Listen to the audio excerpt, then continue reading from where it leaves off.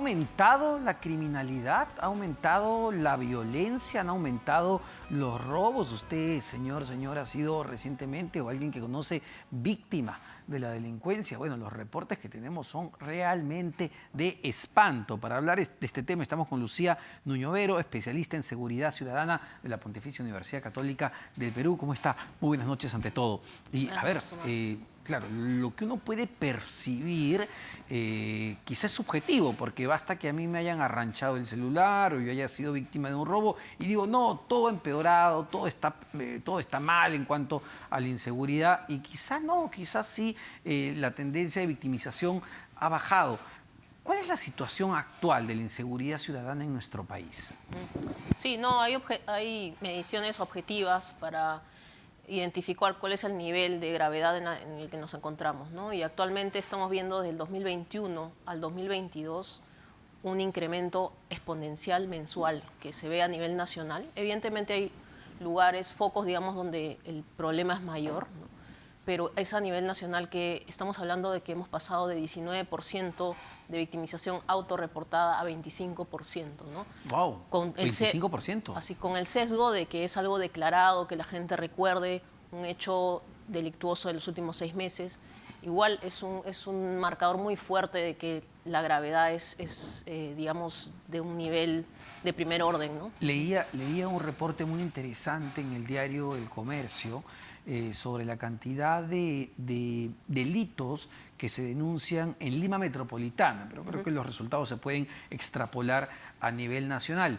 Y decía que por cada hora, en la capital se cometen 100 delitos. Y hacía la siguiente matemática, le voy a pedir que me diga si estamos en lo correcto, que se denuncian 20 delitos por hora.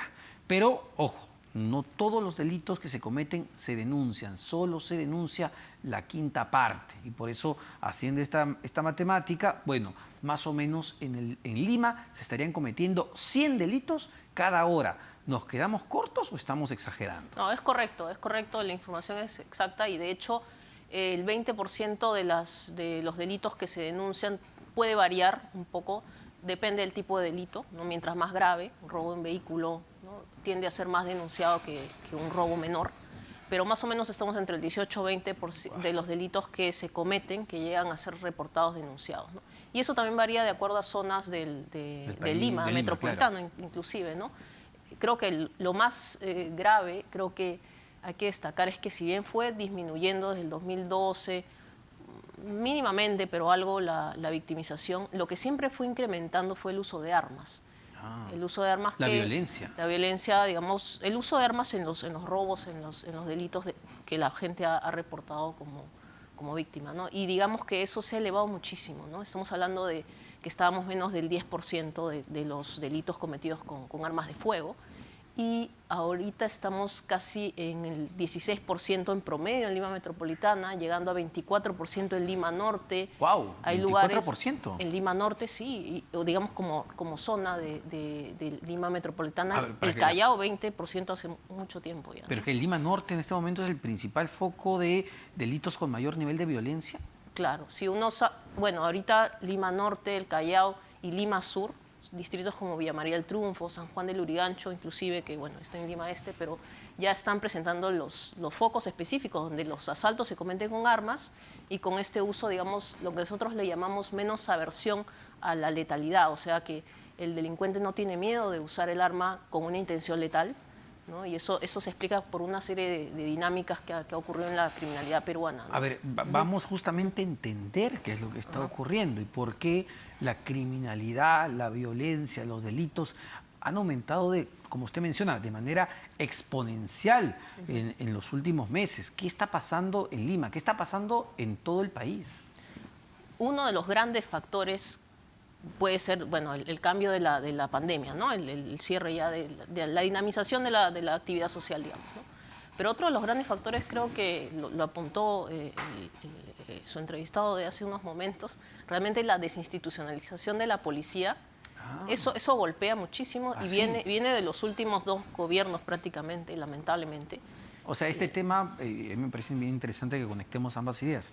Este manoseo, hay que decirlo, a la policía, a las cabezas de las policías, no solo de Pedro Castillo, como bien denunciaba hace poco el general Baella, del propio Martín Vizcarra, de Francisco Sagasti, del poder político, ¿no? De yo puedo, yo quiero, yo hago. ¿Eso termina golpeando las estrategias de lucha contra la delincuencia? Por supuesto, claro. Eso le quita una línea de carrera, una línea de mando estable, una capacidad organizativa de largo plazo, ¿no? De trabajo de inteligencia.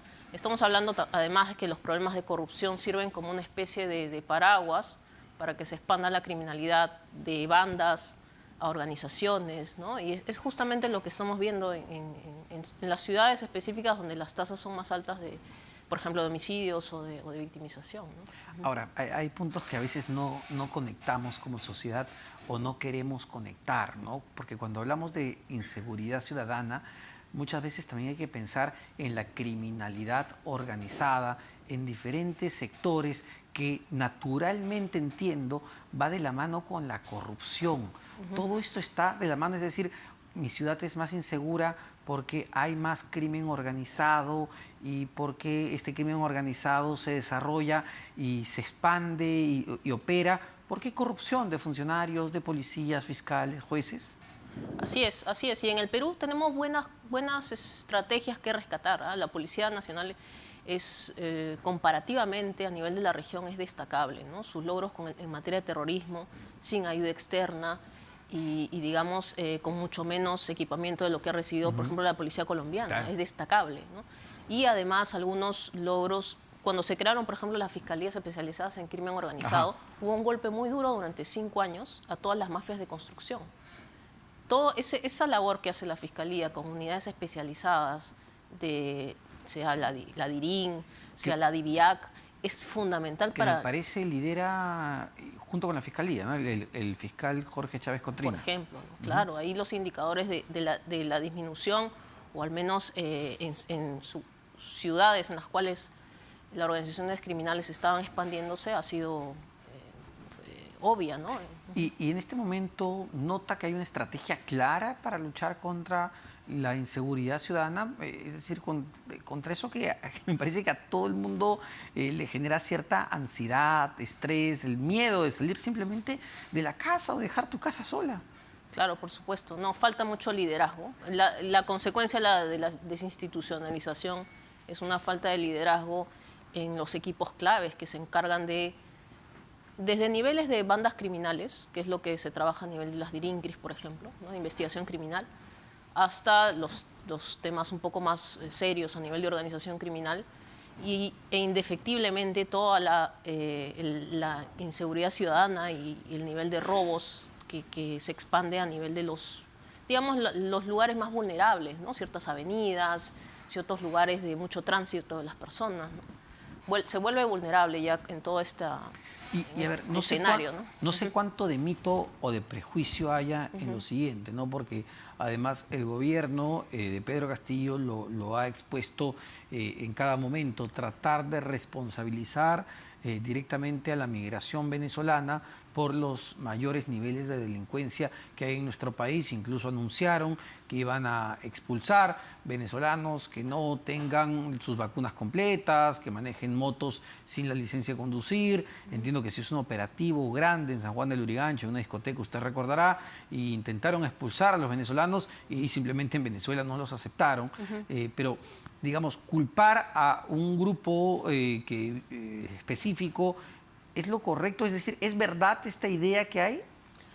Es un aspecto con el cual hay que lidiar. Indefectiblemente hay un fenómeno migratorio que afecta no solamente al Perú, a Colombia y todos los países, digamos, que se han visto afectados por esa migración.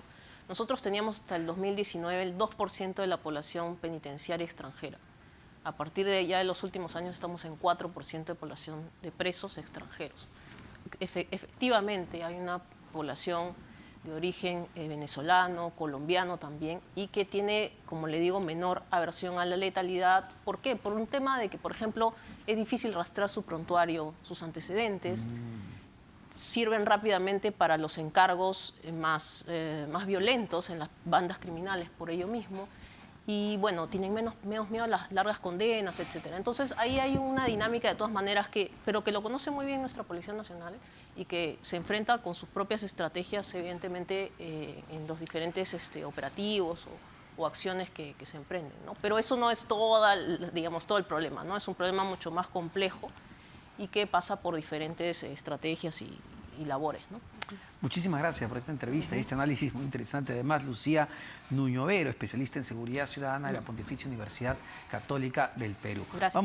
Muchísimas gracias. Vamos a una pausa. Venimos para hablar también de los temas internacionales. No, sin pausa, me dicen, porque estamos volando en tiempo. Vamos a hablar con Óscar Vidarte, internacionalista y profesor asociado también de la Pontificia Universidad Católica